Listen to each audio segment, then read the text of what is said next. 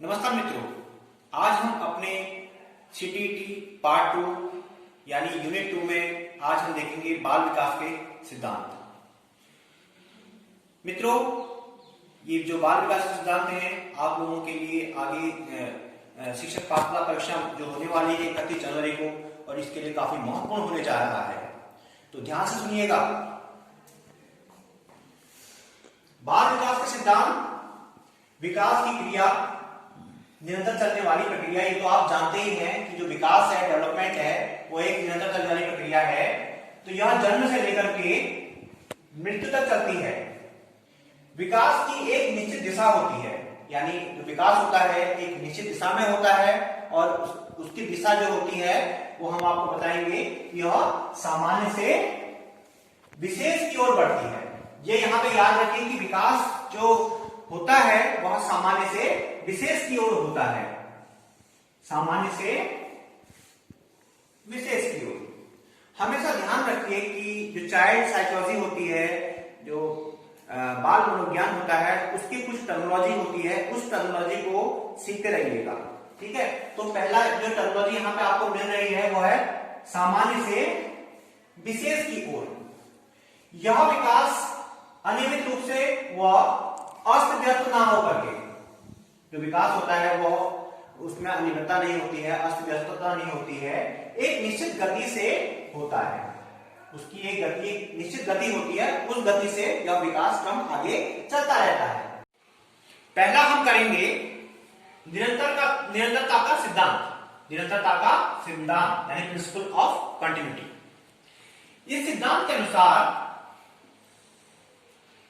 विकास एक न रुकने वाली प्रक्रिया है, यानी विकास हमेशा चलता रहता है, जो एक निरंतर चलने वाली प्रक्रिया में देखिए कि विकास एक न रुकने वाली प्रक्रिया है।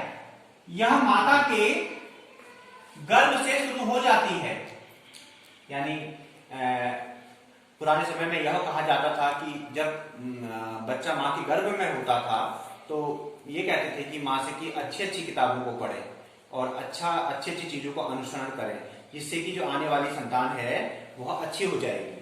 ठीक है, तो यह माता के गर्भ से शुरू हो जाती है और मृत्यु पर्यंत चलती रहती है, और जब तक मनुष्य की मृत्यु नहीं हो जाती तब तक वह चलती रहती है। एक छोटे से नगण्य आकार से अपना जीवन शुरू करके हम सबके व्यक्तित्व के सभी पक्षों, जैसे शारीरिक हो गया या मानसिक है, सामाजिक है, ठीक है, जितने भी व्यक्तित्व के पक्ष होते हैं, शारीरिक है, मानसिक है, सामाजिक है, आदि का संपूर्ण विकास इसी निरंतरता के गुण के कारण भली भांति होता है। यानी जो कंटिन्यूटी का जो रूल है उसके अकॉर्डिंग जो है विकास जो है, डेवलपमेंट भली भांति होता है। अगला आता है व्यक्तिगत अंतर, जिसको बोलते हैं इंडिविजुअल डिफरेंसेस।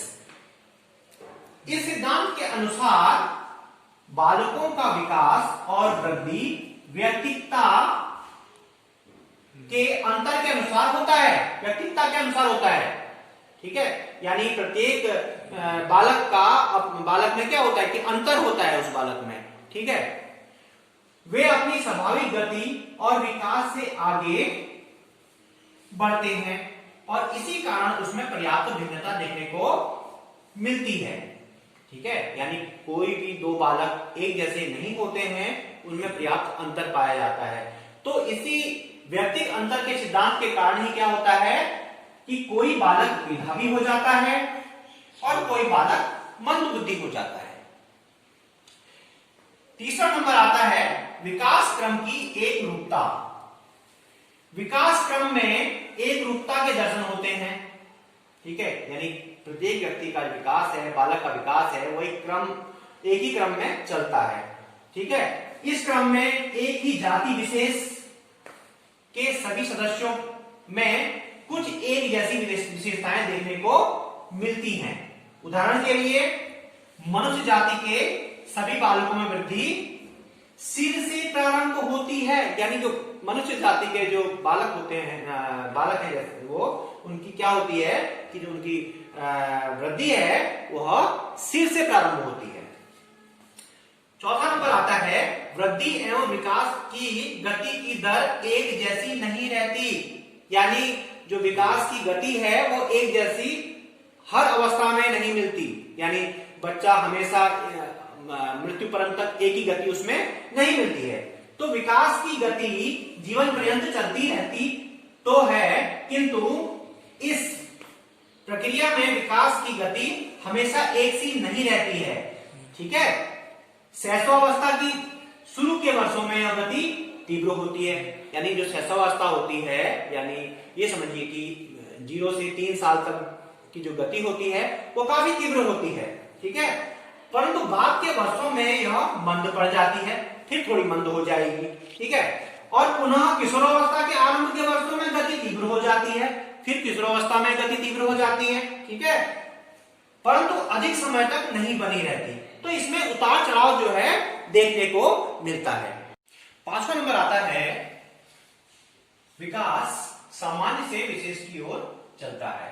यह हम पहले ही आपको बता चुके हैं, फिर बता रहे हैं कि विकास सामान्य से विशेष की ओर चलता है।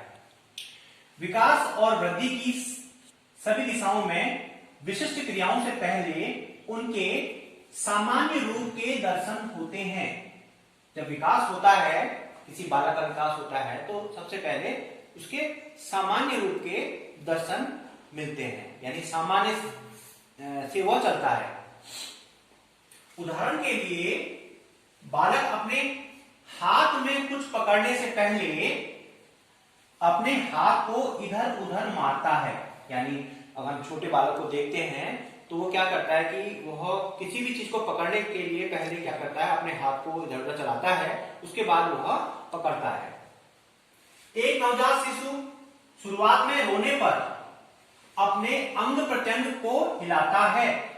तो शुरुआत में अगर आप किसी शिशु को देखिए कि जब वो रोना सीखता है, तो जब रोता है वो अपने सारे अंगों को हिलाता है, वो सारे अंगों को हिलाता है। ठीक है, और जैसे जैसे विकास होता है उसका, जैसे जैसे वो बड़ा होते जाता है, वैसे वैसे ही यह क्रिया आंखों को पाक तंत्र तक ही सीमित हो जाती है। फिर जैसे बड़ा हो जाएगा तो फिर रोते वक्त वो क्या करता है, रोते समय क्या करता है कि वो अपनी आंखों को और मुंह से आवाज निकालेगा रोने की, और केवल आंखों में ही रोता है। ठीक है, अगला नंबर आता है नंबर 6, एकीकरण का सिद्धांत। इस सिद्धांत के अनुसार बालक पहले संपूर्ण अंग को, फिर अंगों के भागों को चलाना सीखता है, यानी पहले वह अपने संपूर्ण अंगों को और फिर अंगों के भागों को चलाएगा। ठीक है, तो विकास की प्रक्रिया एकीकरण के सिद्धांत का पालन करती हुई प्रतीत होती है। अगला नंबर आता है परस्पर संबंध का सिद्धांत। तो इस सिद्धांत में क्या होता है, देखिए कि विकास के सभी आयाम जैसे शारीरिक, मानसिक और सामाजिक एक दूसरे से संबंधित होते हैं। जैसे विकास के मैंने आपको आयाम पहले भी बताए कि शारीरिक, मानसिक और सामाजिक, संवेगात्मक, ये सभी क्या होते हैं, एक दूसरे से संबंधित होते हैं। अर्थात उदाहरण के लिए जिन बच्चों में अच्छी शारीरिक वृद्धि होती है उनका सामाजिक और मानसिक विकास भी अच्छा होता है। ठीक है, अगला नंबर है विकास की भविष्यवाणी की जा सकती है। यह बिल्कुल सही कहा है कि विकास की भविष्यवाणी की जा सकती है। किसी बालक की विकास की गति को देखकर उसके भविष्य के बारे में बताया जा सकता है। आप लोगों ने यह कहावत तो सुनी ही होगी कि पूत के पांव पालने में ही दिखाई दे जाते हैं। ठीक है, तो यह कहावत क्या है कि पूत के पांव पालने में ही दिख जाते हैं। अगला नंबर आता है नंबर 9, विकास की दिशा का सिद्धांत। इस सिद्धांत के अनुसार विकास पूर्व निर्धारित दिशा में आगे बढ़ता है, यानी विकास की जो दिशा होती है वह पूर्व निर्धारित होती है, एक निर्धारित दिशा में ही आगे वो बढ़ता रहता है। विकास की प्रक्रिया वंशानुगतता व पर्यावरण पर निर्भर करती है, यानी जो पर्यावरण है या जो वंशानुगतता है, वंश कैसा था, वो वंश में क्या चल रहा है, इस पर निर्भर करती है। तो इस सिद्धांत के अनुसार बालक अपने अंगों पर नियंत्रण करना सीख जाता है। तो बालक अपने अंगों पर, हाथ है या गति है, मूवमेंट है, इन सभी पर क्या है, बालक अपने अंगों पर नियंत्रण करना इसी सिद्धांत के अनुसार सीखता है। आगे के दो सिद्धांत बहुत महत्वपूर्ण होने जा रहे हैं। नंबर 10, पुनर्वनन का सिद्धांत। इस सिद्धांत के प्रतिपादक डोलार्ड और मिलर हैं। इनका नाम याद कर लीजिए दोस्तों, परीक्षा में पूछा जाने वाला है। सिद्धांत के प्रतिपादक मैंने आपको बताया डोलार्ड और मिलर हैं। इनके अनुसार बच्चे का जैसे जैसे विकास होता रहता है वैसे वैसे वो अधिगम करता जाता है, यानी वैसे वैसे जैसे जैसे उसका विकास होता है वैसे वैसे बालक सीखता जाता है, अधिगम करता जाता है। इन्होंने बाल्यावस्था के अनुभवों को वयस्क व्यक्तित्व के महत्वपूर्ण कारकों के रूप में स्वीकार किया है। जो इनकी मुख्य बात है डोलार्ड और मिलर की, वो यह है कि इन्होंने बाल्यावस्था के जो भी अनुभव, यानी बाल्यकाल में बच्चा जो भी अनुभव अर्जित करता है, उन अनुभवों का वह वयस्क काल में उसका उपयोग करता है, जो उसके वयस्क व्यक्तित्व के महत्वपूर्ण कारकों को जो है बढ़ाता है। ठीक है, तो यानी बाल्यावस्था के अनुभवों को वयस्क व्यक्तित्व के महत्वपूर्ण कारकों के रूप में इन्होंने स्वीकार किया।